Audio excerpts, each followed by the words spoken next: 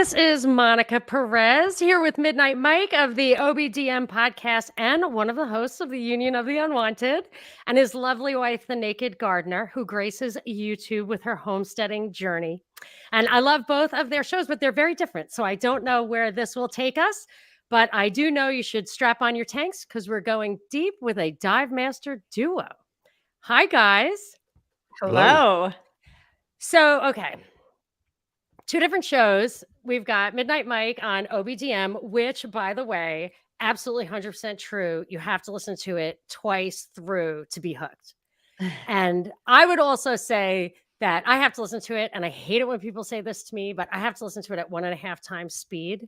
I don't think people can talk fast enough that as fast as you can listen. But I will also say, and this is the biggest compliment I can pay you, is that my house has never been cleaner. I haven't done the ironing like in months, but I want excuses to listen to OBDM. So I just run around the house like doing dishes and laundry and stuff like that. Anyway, so I rarely do that. I rarely listen to other podcasts. I'm totally hooked on that. And then on the other hand, if I want to like vibe out, I love The Naked Gardener, which you have to watch, but there is something very magical about what you do and how you do it. And I want to ask Mike if he is some, obviously part of the creative process, but, and I don't even garden. So it touches me, reaches me at a deeper level, I think, than people who just want to learn from you. So I'm wondering if we can kind of talk about your joint journey through. I mean, can we start talking about the homesteading stuff before we drag you, Naked Gardener, into the rabbit holes where we dwell? Yes, so you have your own rabbit holes. You have let's real do it. rabbit holes, but That's a good I place have to real start. rabbit holes here. So what I'm interested in, like, first of all, I feel like the Naked Gardener is the ultimate white pill, and the conspiracy stuff that Mike and I do are, I mean, obviously separately, but are kind of more of it's very easy to go black pilled, especially if you're keeping up on current events. So I'm just wondering, like, were you on the same page when you started down this homesteading journey, or did one of you bring you along? And how do you live side by side? Is it yin and yang, white pill, black pill, or like where did it start and where are you now? I think, it's interesting because when we were living in Arizona for a couple of years, and it was right at the end or the beginning of the pandemic, and we had all of our family here in Ohio, and we knew that we wanted to head back this direction to be closer to them. And we knew that we wanted to do it differently, though. We had always both lived kind of more closer to the city. I really missed gardening when I was out in Arizona in the desert. And so we decided to invest in some land, and we did it. And I dove right into, from day one, building everything here. And we've been here on this property now for about 2 years, I think. And we have built everything from scratch here. We are harvesting our own rainwater. We have goats, chickens, a very large garden that we grow everything permaculture. So everything is, I mean, it's been a journey so far. Definitely a journey. Such a huge endeavor, though. I mean, how do you get your mind around? How many acres did you say you have? How many acres do you have? It's about 4 acres. Yeah. So I guess you can get your mind around that, but how do you? And I've seen you have to build out water, drainage, have to get a goat thing. You get somebody else to help you with the goat thing. You have to find people who you can trust who will do a good job in a place that you haven't actually been in this, endeavor in that locality, for your whole life. Like maybe if you grew up on a farm there and the Amish guy who builds the shed, but you had to figure all that stuff out. How do you get your mind around such a huge project? Ooh, that's a good question. I mean, Trial and honestly, error. You just dive in? it is. We just dive right in, and we have gotten in over our heads on some projects that are still left uncompleted, but that's what happens. I mean, that's also just the nature of life too. You try and tackle things, and you just learn by experience, and that's what we're doing out here.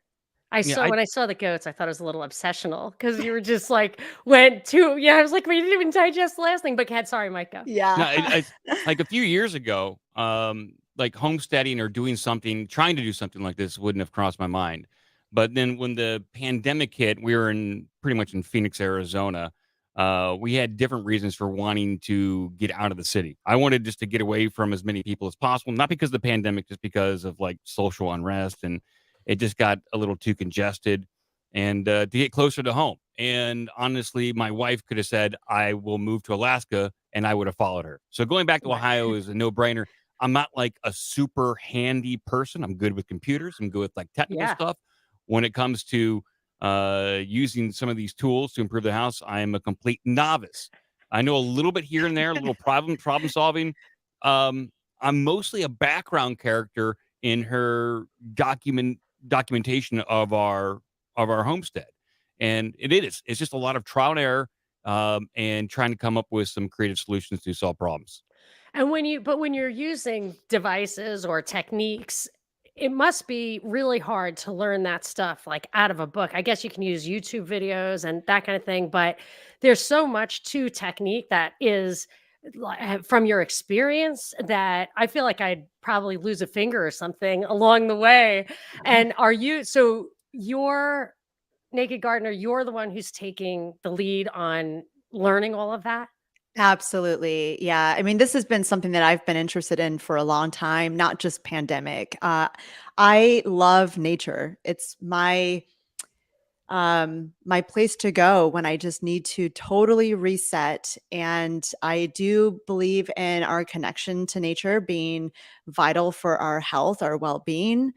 And so being part of that, and coming back to the land in a much deeper, connected way, really means a lot to me. And it really enriches my life in general and puts me in a good headspace, especially with everything going on in the world. So this is definitely a place that I love. It's like my little sanctuary. But you must be a natural on the green stuff, like the green She thumb thing, is. because yeah, I just kill stuff. Like I kill stuff. People can my sister's good at it and she's like, just do this. And I do it and it dies. And she does it and it lives. And I just is it it's I feel like it's vibes.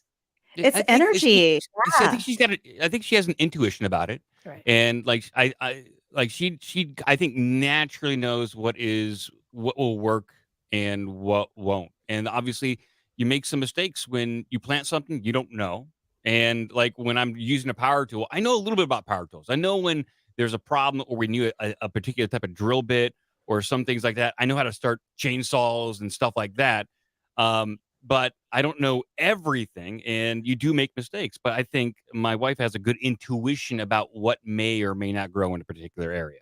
Well, I saw a recent video of yours where you had a problem with the garden and like a bunch of stuff didn't grow, right? So that was Yes.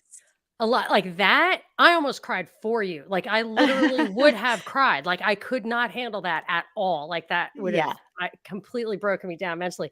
Does it get upsetting or are you're just like, "Hey, it's this is the process." It is, it's the process. Every year is different with the garden. Every year, because there are so many different variables that you have no control over, and you have to it really requires you to be adaptive. You have to just kinda go with the flow and, just come up with creative solutions to try and solve the problem at hand. And a lot of it is again just learning by experience so that maybe the next time I face some of the challenges that I did this year won't happen again, or I will know how to respond to them a little better.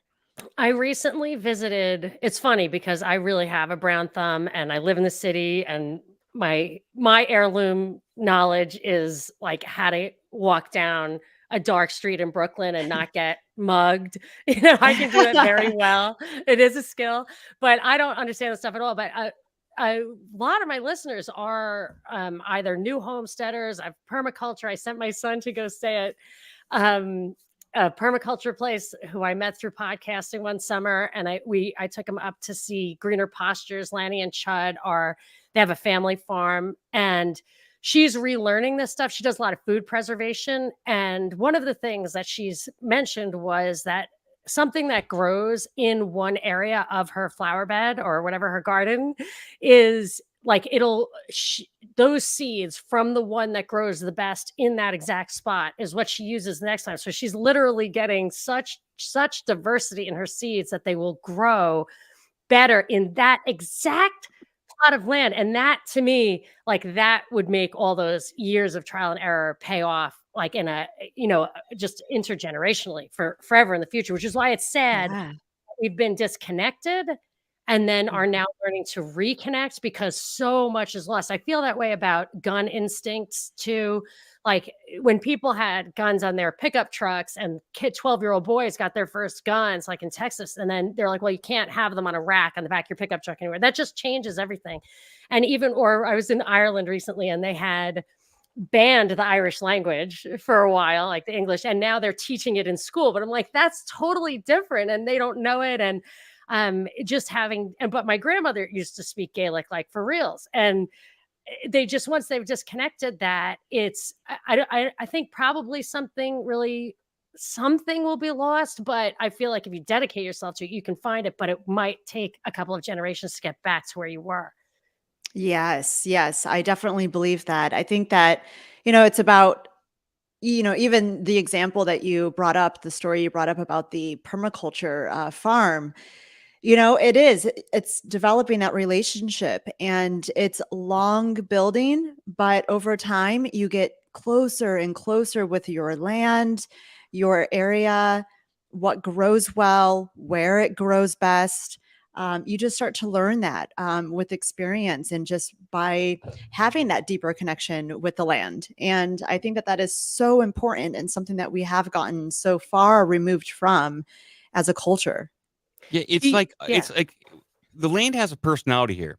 And until you have like a, maybe like a half acre or something, and you don't really realize it, like how water flows on your property. And we have to be aware of that because we have massive flooding at the front of our property that we didn't realize until we were here for a few months, or where predators come in from. Is something you got to worry about. So it does, there's like little Oh. nuances about the land that you don't realize when you're initially looking at it and walking around it. It's only something that you realize when you walk over the same parts over and over again. It's like, oh, I never noticed that there. Oh, turtles come up from there. And it's like there's all these like little quirks that you realize and you learn to adapt to. So, but is there bad land? Like, is it as long as it has water and can get some sun, you can probably deal with all that other stuff? Or is there just like, oh, we really got duped here? I mean, were you bummed when it started, like, water flowing over your land? And you're like, you Kinda. know what, this is an opportunity. No, you were bummed. It We were was, bummed because it was destroying a big section of Oh, our driveway, and and we so had we were oh, plans. yes, and we had lots of plans to do oh. more with the land in that area too, and so it's required us to rethink everything, in that spot of our home, and, it even required some creative solutions and getting an excavator out here to do some excavation for us to widen the creeks, and but that's part of the process is just learning, okay, how do we solve this problem? How do we improve on it? I'm super worried about water because I live in LA and I don't know where you guys are. We don't need to dive into this right now, but I freaking see the chemtrails. My husband's always like, it's going to rain today. I'm like, it's definitely not going to rain today. It never rains. They don't let it rain except for it's Thanksgiving or something like that. They will let it rain. It ruins everything. But there's a real water problem. And I live in the San Gabriel Valley, which supposedly you can grow anything here, like has rich soil and has constant sunlight, but there's just not enough water. And that will keep anybody who lives here plugged into the grid. You have to go. That's why my permaculture friend is in upstate New York. I'm like, why would you go there? It's cold. He's like, it's wet, it's green.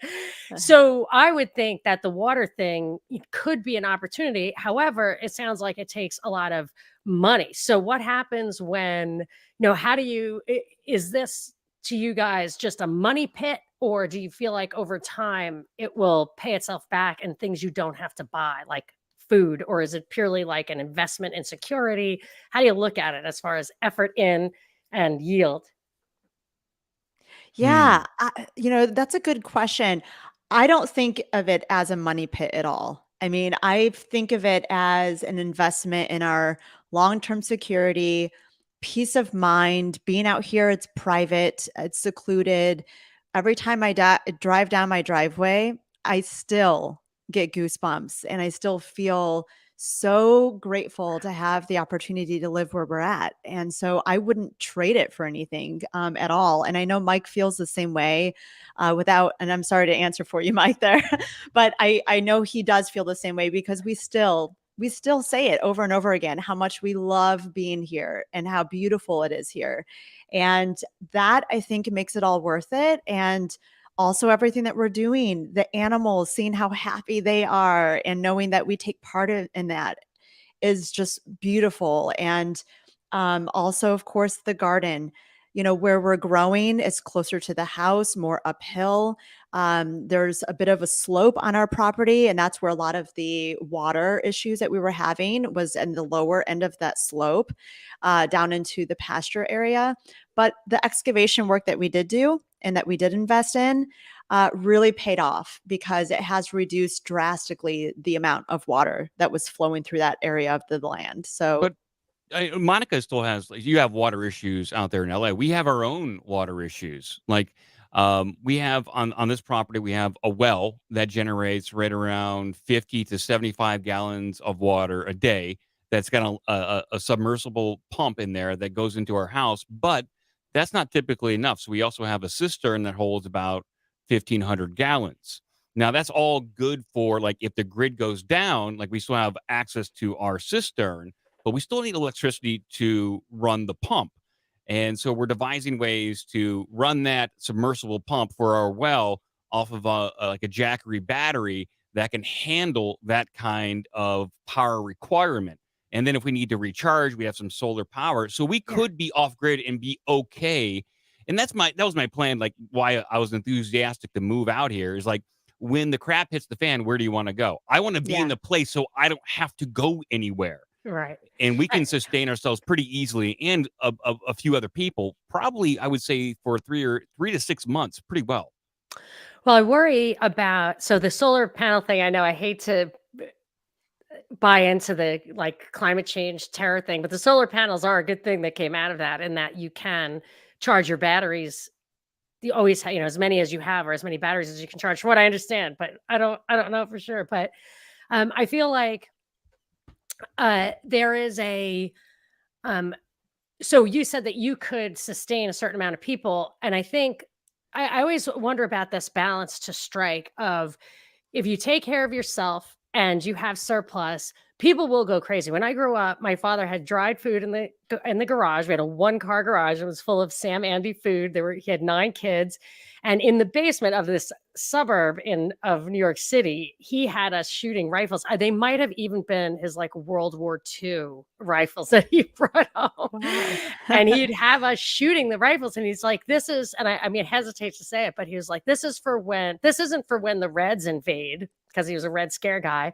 This is for when the neighbors want the food. And I was like, dude, I'm not shooting the neighbors, and and I'm not suggesting that you prepare to shoot the neighbors. However, I feel like I worry that homesteaders, and not actual homesteaders, I know are pretty savvy, but I worry about the temptation of going like off grid or getting out of the system. And then while you're not looking, gun rights are gone, water rights are gone, they come for your chickens. So, Mhm. I mean, are you there yet where you think along the way of not just preparing for survival, but preparing for defense?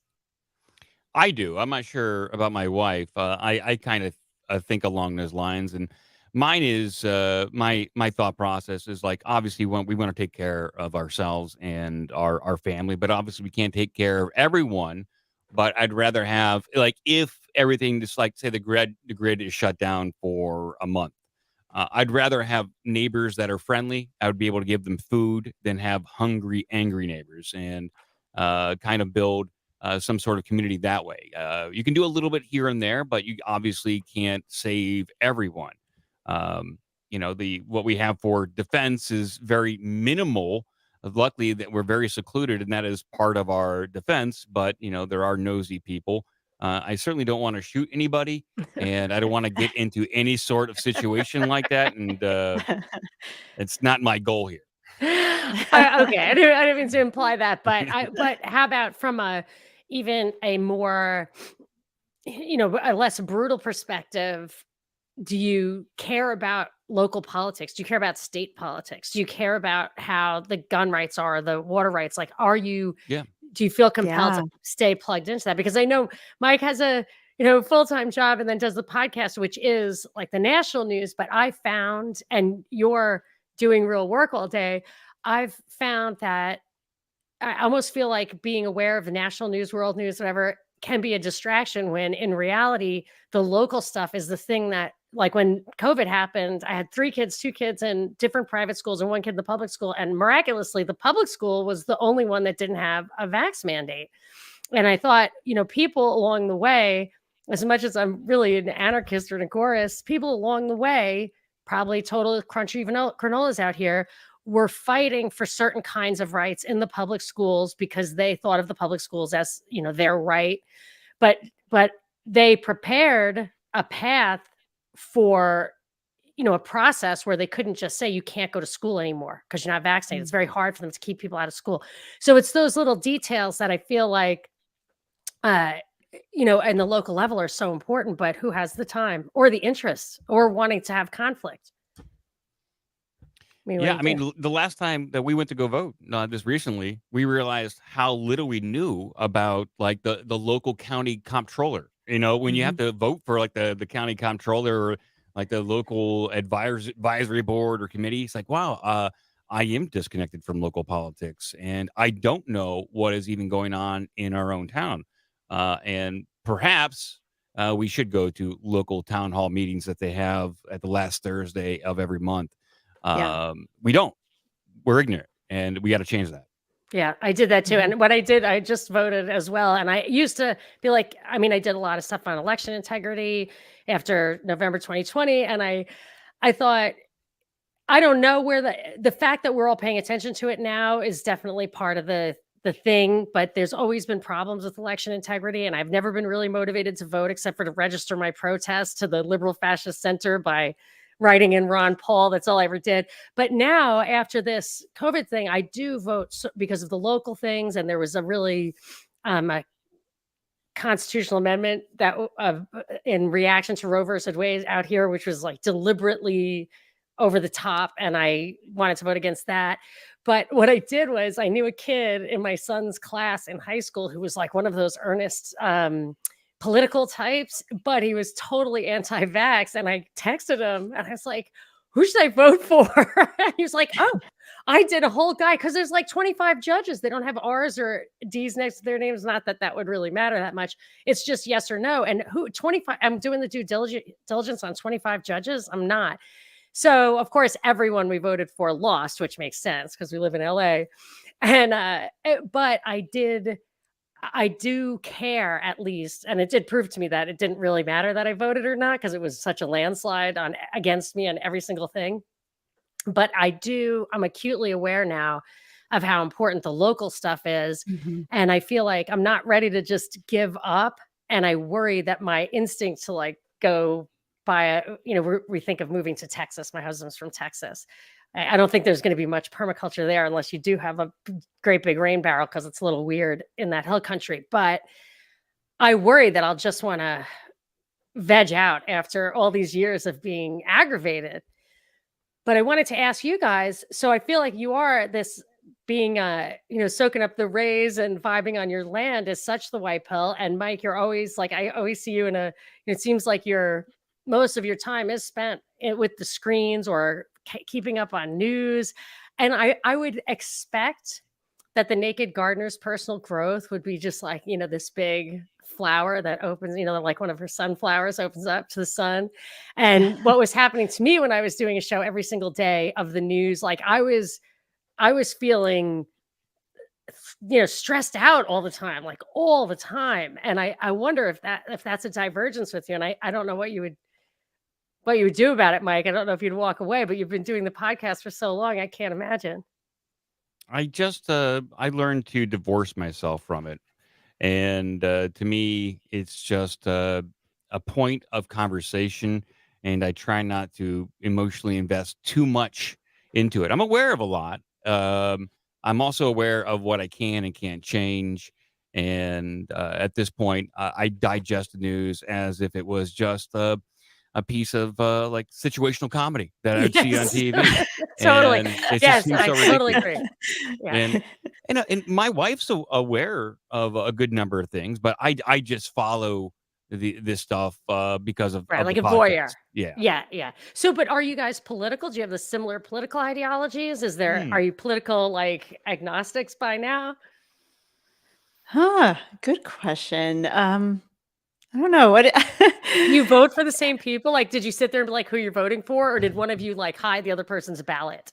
No, we don't. No. I have a son who has Down syndrome, and I'm like, "Give me that." And my husband's like, "No, he should vote." I'm like, "He's going to vote what his teacher tells him to vote." You know, he voted for Joe Biden, and if we were in LA, I would actually have had to sit there and educate him. But I'm like, I asked him at least to vote for Kanye. It was a little bit before Kanye was like so controversial that they're keeping a record of people who vote for Kanye, but because he loves music. But I yes, think we I don't think vote we for Kanye. arrive at similar conclusions, but coming at it from different angles. Yeah. And the Naked Gardener is, more hippie-ish. Yeah, I would say. I don't want to say that, but she's How do you Yes. got feel about that, Naked Gardener? well, Do you she's feel got that Very labeled? vibe. true. She's got that vibe, and then I Definitely. I come at it from like the oil and water. I come at it from like the punk rock angle. Um, but we Yes, arrived at yes, yes, we both acknowledge that the system is completely corrupt. yes. It's fucked Yeah. up. There's prejudice everywhere. The system is not built for the middle class, the poor, or any Right. underclass that there is. And who does that allow us to vote for? Not many people, Mhm. and not really. But we do so probably align more than we diverge. I feel like with political ideology, kind of like the major religions, any major political ideology that gets like a billion people to sign on to it, or major religion, if it were implemented the way it's pitched to you, like any of them would work. We have the technology right now. We have enough food that any of the system, free market, capitalism would work. I mean, I'm no fan of socialism, but I mean, Sweden was working okay until they intentionally messed it up. I mean, I think they were satisfied with it. Maybe I'm wrong, but I just feel like I always forget who did this quote, but he said, like, I have to differ with Thomas Jefferson. It's not the style of government, it's administration that matters. And I really feel like the most important thing right now is how all of this ideological stuff, all of it, like, to me, it's completely empty of impact, that it's 100% a distraction so that the corruption, and this, I want to ask you guys this question. So at a certain level, I feel like there's conspiracy and corruption at the top, and they're just sucking up all our money and all the surplus labor and everything like that. You could look at it a very black and white, three-dimensional way. But with some of the stuff that I know Mike talks about, and I understand that you, the Naked Gardener, has some openness to, that maybe there's a fifth dimension. I mean, maybe there's another dimension where are the people at the top evil? Are there, is it like the X Files, or they're in coordination with some fifth dimensional beings? I mean, is it? So I look at this as like the ideology is just theater. Then you have this level of corruption that's clearly about like keeping us poor and them in power. Uh, is there something above that? Do you guys have a similar opinions on that? I would say, yeah. So Yes. Similar, yeah. Yeah, we do. we have great conversations in the morning. So we'll get up Yeah. at 5 a.m. and we have coffee and tea together, and we talk for about an hour and a half. And there was one morning, I believe she broke out and started like watching something from David Icke, and Oh, I'm David Icke, interviewing him on Tuesday. Oh, fantastic. I'm exciting. so excited. Yeah. And David Icke was talking about the virtual reality overlay, the signals from Saturn, Yeah. and all the kind of the false reality matrix that we live in. And we're kind of like, this is interesting. I can't say I've ever read a David Icke's book because I haven't. I've seen some of his talks, but I started digging a little deeper, and she started looking at similar things in her own way, and we talk about it. But I'll speak for us both here. We believe there's much more to this reality than what is presented to us. Maybe she has a different opinion. Yeah, no, absolutely dead on correct. I do feel that there's a lot more than what we realize. And I think that's also, though, the approach that Mike and I both take when it comes to a lot of these things, though, is that because there's still so much that we don't know, we may never know in this lifetime. But I think that we both approach a lot of these topics neutrally, not understanding that not everything is in black and white, that there is a lot of gray area, a lot of things that we don't know, and trying to stay open-minded to ideas. And I think that's the exciting part about some of the information that we do both individually kind of get into and dive deeper into, that we take to each other and we were like, what do you think about this? And there is a little bit of a childlike curiosity, I think, to us as humans. And I think that when you start, going down the rabbit holes a little bit, it kind of keeps you wanting to explore more and more. I mean, I think by nature, we just are explorer beings. Yes, I feel like some of those rabbit holes are put there on purpose. A lot of them, probably at this Yeah. point, most of them, for us to fall into, and it annoys me. Like that's one thing that like I thought about doing the news every day. I was like, they're flooding the zone. They actually use that expression with complete bullshit so that it's impossible to keep up 24/7 news like on 10 different channels. It's just not necessary. And Yeah. then I would have people on Twitter who would like DM me these really long things. And for a long, not for a long time, but for a while, I would answer them. And I realized like they would literally, there are people out there for sure, there's no doubt in my mind, whose job is to waste people's time. Yeah. And yeah, so I see those rabbit holes there for that reason. You experienced that too, Mike? You've seen that? I just know that there's whether it is genuine or it's bot or it's their job, they are there as just a time suck. Mhm. Whether like Yeah, right. Could be genuine. I experience a sliver of this, and I don't have a huge podcast. My wife, the Naked Gardener, she has to deal with this with Yeah. comments on her Mhm. Yeah. videos, garbage comments, and she's learning how to navigate this minefield and time suck on her own, and it's not easy. I will give you this observation from my own experience, and I've absolutely found I could be wrong about this, but it seems to me a woman's response is very different from a man's response to those kind of abusive comments, and the comments or whatever kind of comments you're getting, whatever. And the comments, I think they probably direct them differently. But when I ask guys in the beginning, because I had a radio show, so I would get the kind of, a lot of attention, and it would be a lot of hostile attention because it was on the radio and people's cars. They were listening for news, traffic, and weather and did not want to know what I thought about the Boston Marathon bombing, but they had to Yeah. listen to it. So they were mean. And sometimes I that's when I had like FBI or whatever, like trolls trying to tell me like, oh, I'm a huge fan. Don't say this, don't say that. It was very clear what was happening there. But even just as far as I'm not sure if they were genuine or not, but people always wanting to take me down like an anti-Semitic pathway. That was a huge one that people would do. They would be super mean to me about like my style, which I was learning like on air. So yeah, it wasn't great, but it would be really obviously meant to undermine my confidence. And I would ask guys how to deal with it, like people in similar situations. They'd be like, fuck those guys. Like, I just can't wait. Like, I hope they call and I'm really hostile and I just, say mean stuff to them. And um, it's like Joe, I think, does on OBGM, like gets all pissed off, which is great. And they would even tell me, like my boss said, don't be pissed off all the time. But if every once in a while you can harness pissed offness, like that'd be great on air. But I hardly ever could because I would just cry. So I did one where I said, like, I thought Caitlyn Jenner was lying about being a guy, but had every right to cut her dick off if she wants. And I got so much hate from both sides that I cried for 4 days. I did. And my mother was at my house at the time and I was like, "Oh, mom, blah, blah." And she's like, "Who puts himself out there? You do. You put yourself out there." And I'm like, "Oh my gosh." I cried for like 4 more days. But so I don't know if you get, I mean, do you get the hostile ones or do they upset you? Like, how do you manage it? Oh God, yeah, they can be very hostile. And it started early on with the channel because it started to grow very quickly. And I'm coming up on about 2 years, I think, of the channel. And I mean, ask Mike. There were many days that I would just be in tears questioning, why am I doing this?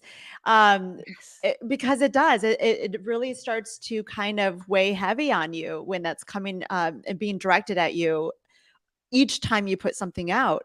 But in the end, I started to really acknowledge it for what it is. I really do feel that, yes, there are some bots out there, whether it's bots or individuals that Yeah. It's not purposely, genuine. Yeah. Mhm. right, that it's not genuine. And I do feel that sometimes it is there to cause a little bit of controversy and get people kind of heated up about something. And I don't even view what I do as controversial, but Well, that's the perspective I'm coming from. Now, other people view what I'm doing as being very what? Why? controversial. Because you're naked? So, yes, it's the bare back, which is so I know, it's so astonishing to not me yeah. because I don't, I get What's the definitely problem, Mike? comments. You think it's really exciting? You think It's we're wrong? ridiculous. No, it's Oh. ridiculous. Like I see the comments on our videos, and they're like, "How dare you show your naked back?" It's like you see What? more Are you at a kidding? beach. It's like Yeah, ridiculous. Like And the what's wrong with that? See, it's so beautiful, and what you're doing is so beautiful. So if you're getting attacked, I would say, like, I would probably default that it's mostly fake. I could be wrong. I probably go too far in that direction. And I would say because what you're doing is a threat because it is like solutions oriented because it's the answer. It's the answer. It's not just the answer that you're gardening and you're homesteading. And you said it in I think it was a recent video, maybe you reposted an old video where you said it was so perfect, very chick like, really spoke to me personally that I was, nature doesn't you didn't say it this way, but the way I interpreted it was nature doesn't care that you were a loud, obnoxious jerk when you were drunk at that party the other night. Like right. nature is not following you around, like making you feel bad about that. So much so you're so liberated from it. And that to me is like, so Yeah, you take your shirt off and that you're so liberated, so private, so secure that you can do that. And I feel like that is representative of being able to throw the screens away. If people are yes. throwing screens away, there's no more power at the top at all. And I think you represent that. Exactly. Yes, absolutely. I think that is part of taking your power back. And for me, there is some of that in what I do as far as the representation of even being able to take my clothes off and garden outside if I want to, and the freedom in that, and being able to feel so liberated from what you have, what you look like. There's so much weight on that, who you are, your status in society, the job that you have. There's all these labels that we put on us, each other. And when you can just strip that away and just be out in the simplicity of nature, there's something magical that happens. It's And that is magical. why I Yeah. do it over and over again. But it's also a profound assertion of private property rights. See, Yes, that's what I like absolutely. about it. I'm like, it's Yeah. my, here's my pot, here's my Right. tits. Like, not that you do, there's no front. I've Yep. never seen any frontal. I'm not accusing you of that, Right. but it doesn't matter. You're entitled to it. And why are these people here? Why are they shitting on your thing? Like, I don't, Yeah. there's no point.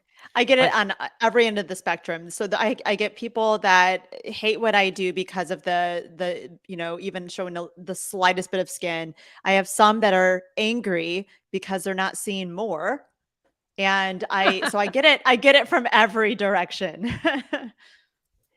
it's pretty insane. It's not and for anybody who wonders, she's not doing this for like a gimmick. There are times where I go upstairs and I'll look outside and she's naked. And she's not doing how any great kind of is like that? Like, it's you're a lucky fantastic for guy. me. Yeah, it's Yeah, fantastic. it's great. And I was like, "Oh, okay." That's Um, awesome. but no, she truly embraces it. Yeah. And it's not like she's just doing it for like clicks or anything like that. Obviously, she's smart. She knows how to use thumbnails and all that kind of stuff. She knows it works. But she does embrace that kind of thought process and lifestyle where she wants to just walk around barefoot and naked, and she wants to be out in the garden and feel the sun and just live that lifestyle. So that's I'm fantastic. Yeah. I'm absolutely confident that that's true because when COVID came here and people were so completely paranoid about it before, I didn't know anybody who had it before the vax got unrolled, by the way. But and then I got it immediately. The first vaccinated person I ran into, like, I was like, wow, I wonder if I'm going to get this from this person. And 2 days later, I got it. But at that point, I wanted to lay on the grass in my backyard with I wanted to show the skin that was super sensitive to the sun. So I'm pretty brown. So like for me to get some fast charge vitamin D, I wanted to just take it all off. And I'm like, the pool guy is going to come in, like the guy who mows the lawn is going to come in. The helicopters are constantly overhead, like really close. And I mean, with you, I think you'd be doing a service to mankind, but like I'm getting old. I'm like, I'm not here to just, take my shirt off. I want to ground with the dirt and I just wanted it for health reasons. And Yes. Yeah. and I felt like I could not access that at all. And when you identify things that are healthy, I think, and make it feel normal, I think that you probably get more pushback than someone like me, even who will like say, "Oh, the Boston Marathon bombing was an inside job." Like that's not as threatening as the actual liberation that I think you represent. Yeah, absolutely. And that's kind of why I love doing the channel, is to inspire people to not only step into that and embrace that freedom of expression and freedom of choice and how you want to live your life. And also, it's the organic nature of it all too. And that's what I want to try and bring people back to is, and when I say organic, even though, yes, I do believe in gardening without chemicals and things like that, I don't believe in, bringing that into even our home. And so we do live a very chemical free lifestyle as much as possible. But just in general, like, we are so bombarded on a day-to-day basis of all the technology that's around us, our phones, everything. We're so deeply connected to all of that. And just to even be able to step back into nature and strip a lot of that away, and what it does to your health, having the sun touch your skin is so important for our health of our bodies, our minds. And I think that, these are the things that I know that organically we have within us to be more deeply connected, because this is where I feel that we are not separate from nature. We're a part of it. We are it. And I I think that we forget that. I think I noticed this. I was like, oh my gosh, I know why we're naked and have hair. Because what I wanted to do when it was cold out, I was like, I'm going to get a hat on, but I want to take my shirt off because I need vitamin D. I was like, oh my gosh, naked with hair. Like Yeah. that's what it's like. So we are supposed to be that. I think for sure that's Yeah. why we're set up this way. But I wanted to, you guys share, I asked Mike, like what, because I didn't want to drag you down into the rabbit hole of like the everyday, every conspiracy under the sun. And I didn't know if you went down any rabbit holes at all. But when I asked him what you guys agree on, and it is, or what we could talk about, it's ufology, which I'm totally not familiar with. Although I have a book, I don't know if you guys have this, and if you don't, I will send it to you. It's by Jim Keith, who was a conspiracy researcher. If you don't know who he was, he died in 1999 of an injury he got at Burning Man, but he thinks they killed him. He was like had a knee surgery after that, and like he never woke up, and he expected he wouldn't wake up. But he was a classic conspiracy researcher before the internet. So there are books, and I have his books, and they're great. He did a lot at MK Ultra, but he has this one on saucers of the Illuminati, he calls it, and he believes in interdimensional beings. He believes in a lot of stuff that went way back. I think even maybe the Egyptian idea, or prior to that, where there was real communication, physical communication, maybe even seeding of the earth. But a lot of what he talks about is that the UFO stuff is a plant from the government as a cover up for what they're doing, and to obfuscate the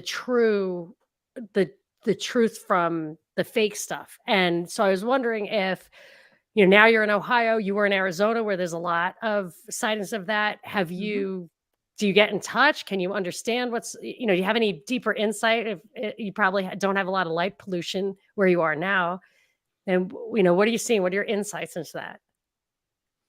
Well, we had better visibility out in Arizona, believe it or not. Oh, The really? the, the, Mhm. the night skies are just amazing.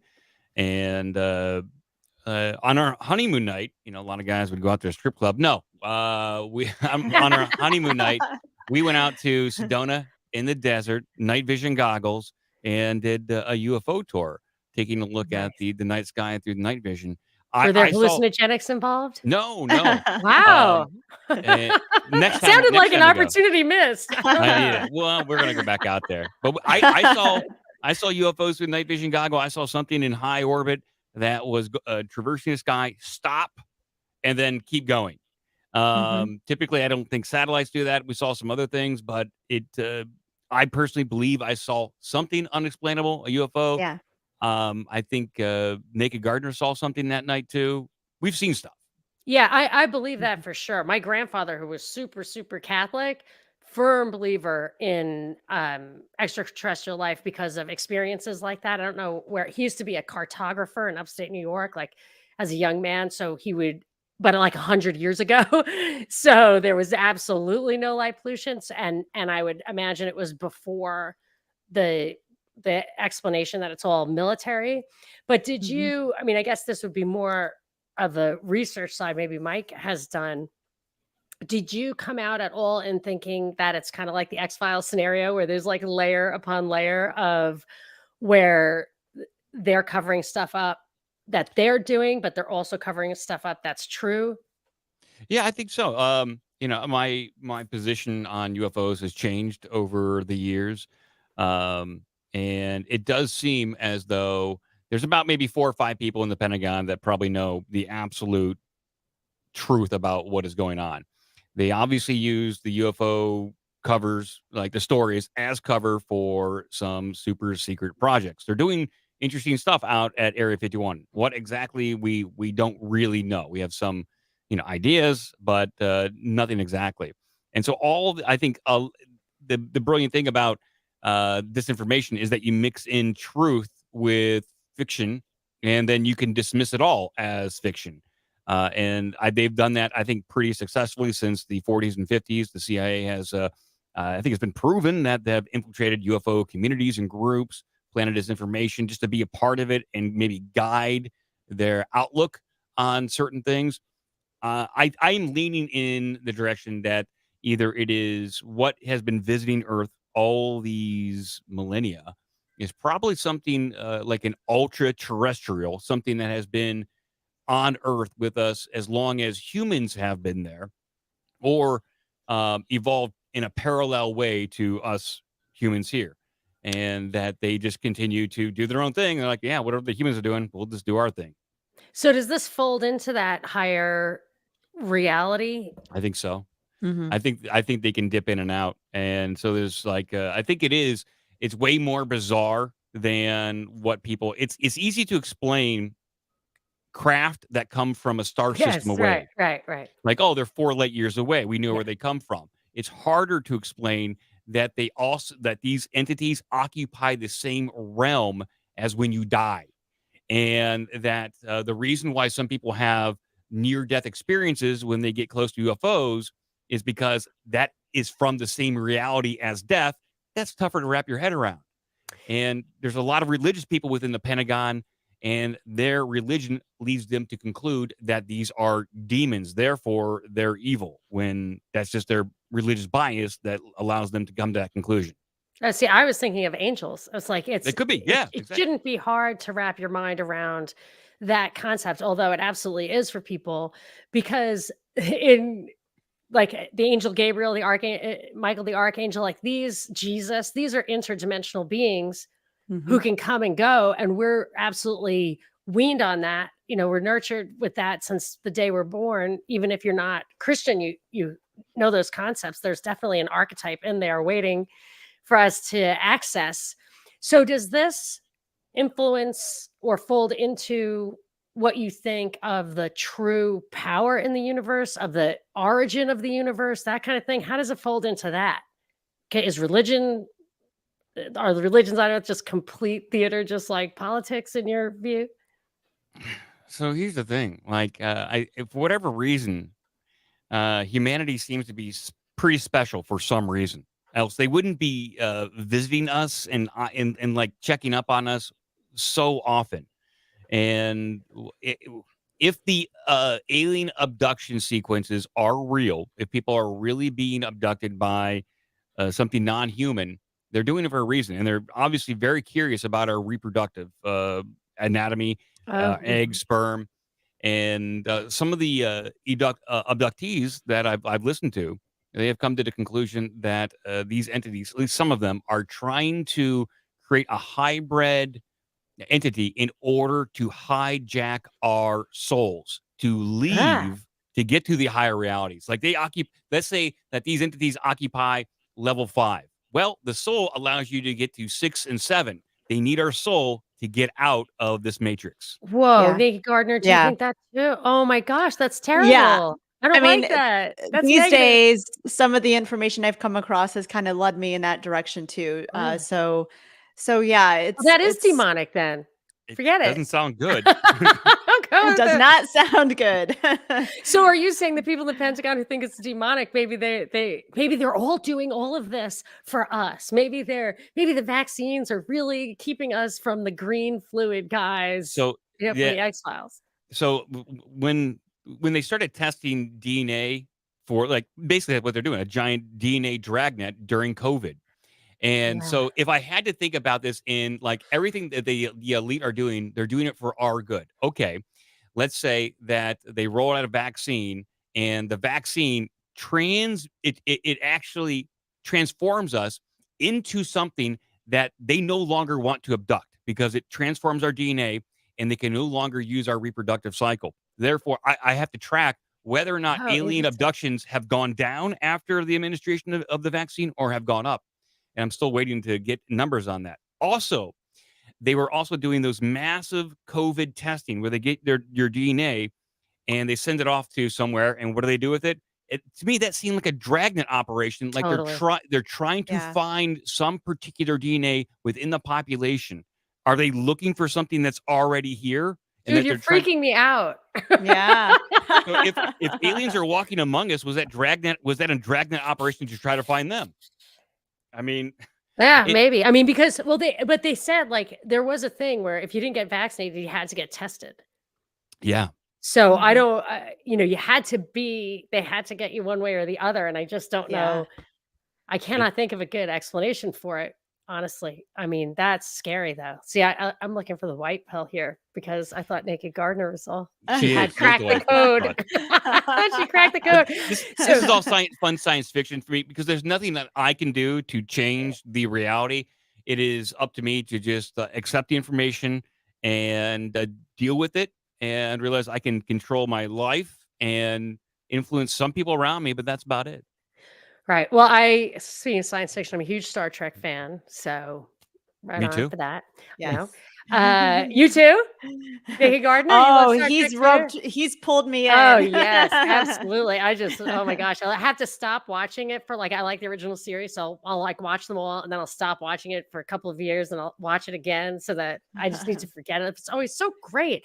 Has such a good like people laugh at it, but it's got like that story arc. Like the first half is totally different from the second half. I just love the original series, but that would be a digression. What I want to say though is that so this is how I connected with Mike to talk originally was I was in my house and there was no phone or anything around. My husband was watching college football on the TV on the wall and there was a book that I had not seen before, a coffee table book, and it was about like the royal family. Whatever, somebody left it there. So I opened it and there was a huge picture of Princess Diana in like the where it opened to, huge picture, the whole page of just her face.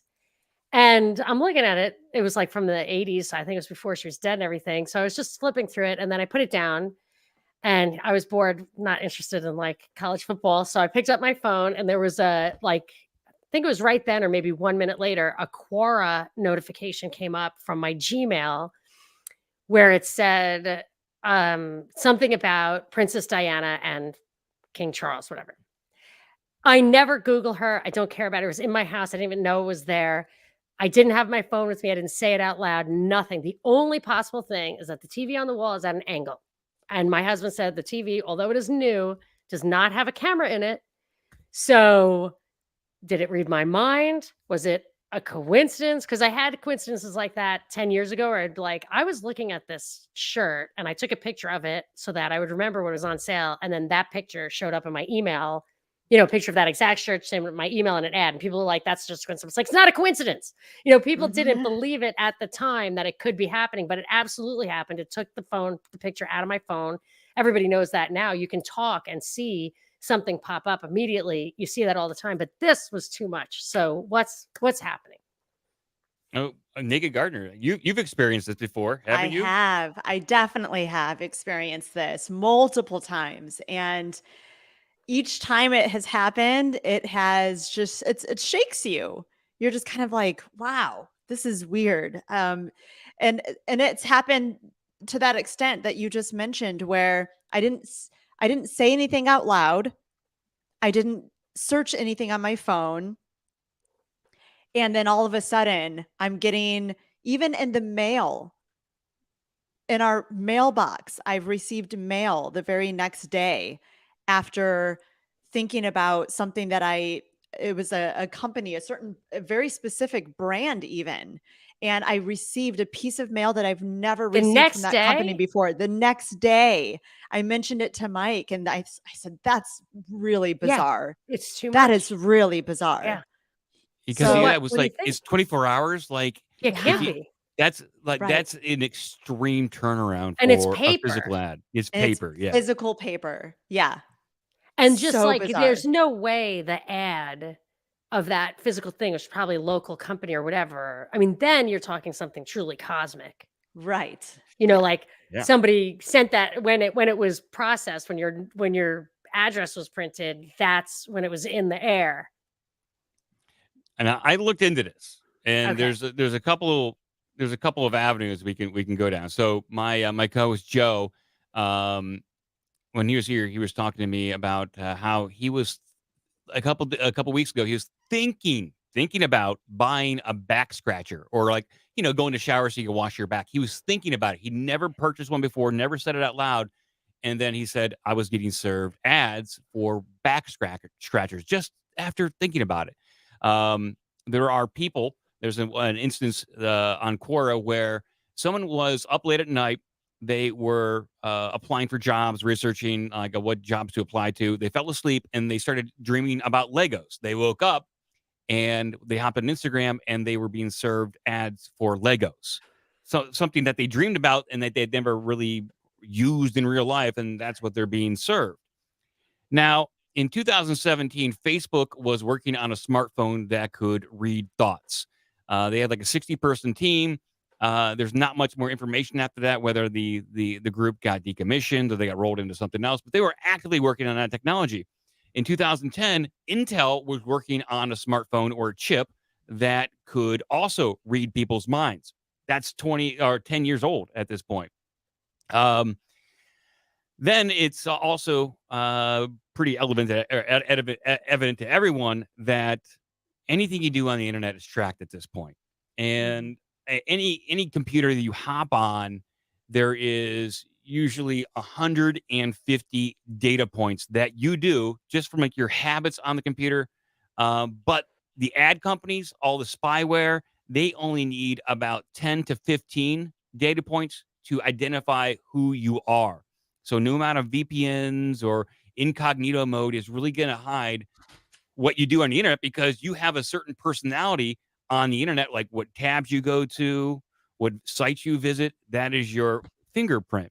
And they use that to identify exactly who you are. And they also build algorithms and predictive models based upon that. I mean, there's a story that came out a few years ago where there was a 16-year-old girl and her parents were upset that she was getting mail about pregnancy tests and early warning signs of pregnancy, or what you should do. Go to a Planned Parenthood. gynecologist.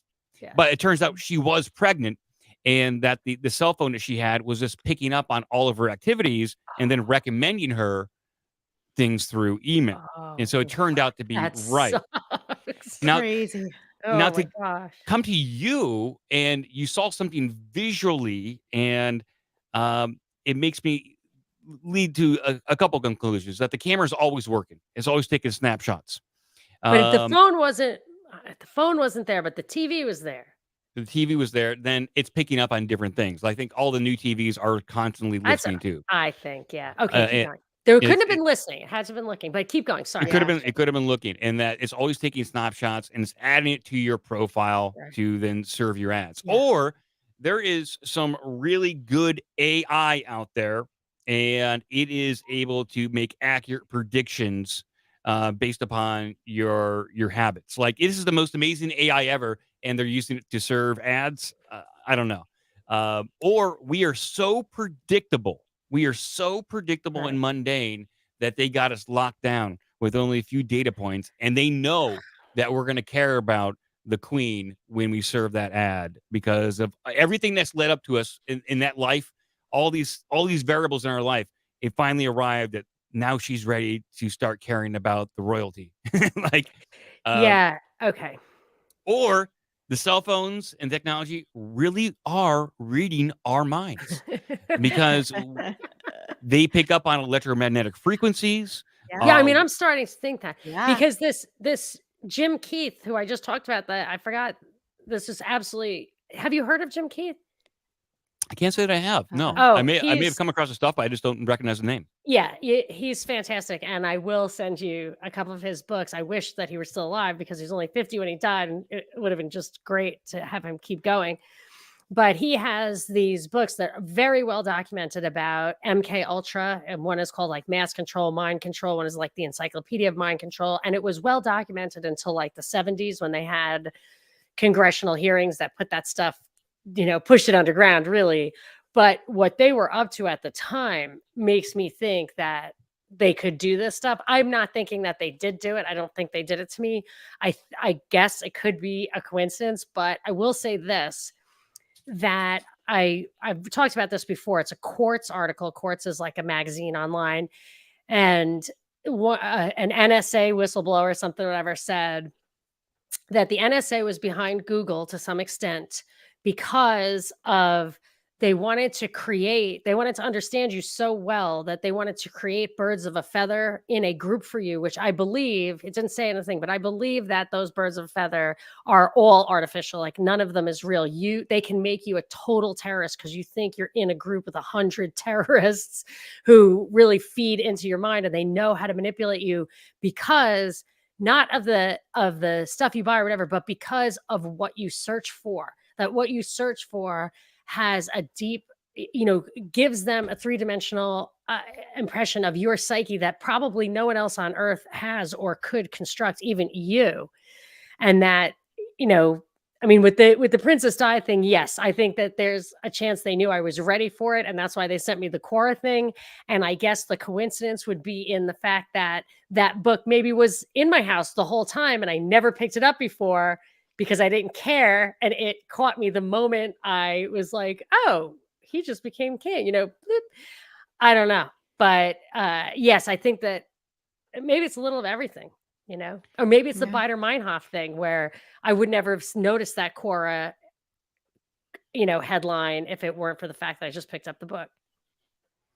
Maybe. It seems like whatever it is goofy, and Yes. I think it probably happens more often to people, and they just don't even realize it.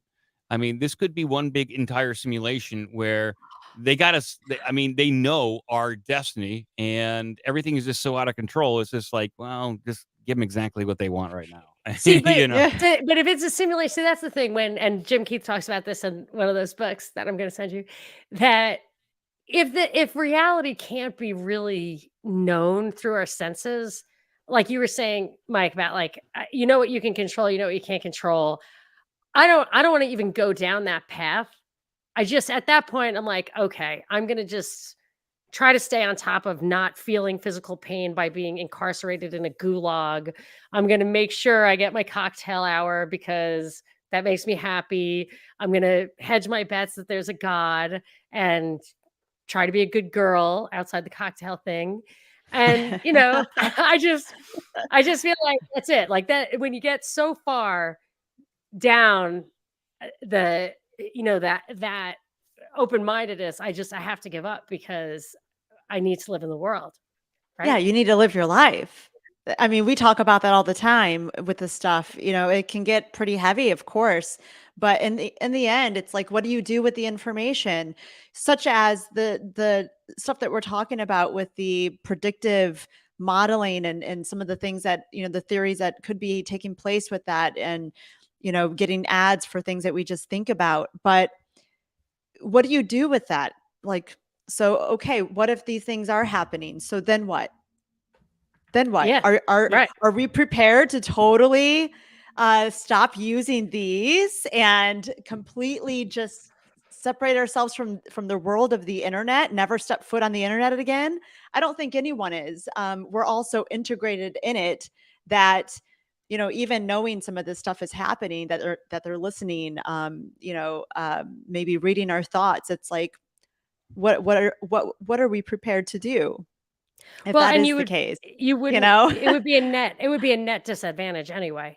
Yeah. It's a limited Yeah. hangout. You've got to take what they're offering you for sure. Yeah. Right. So, I, but I often I ask this to like I interviewed one of the bigger flat earthers, and I said, let's just start the interview as flat Earth is a given. Everyone believes it. Now what? And he Yeah. refused to go down that.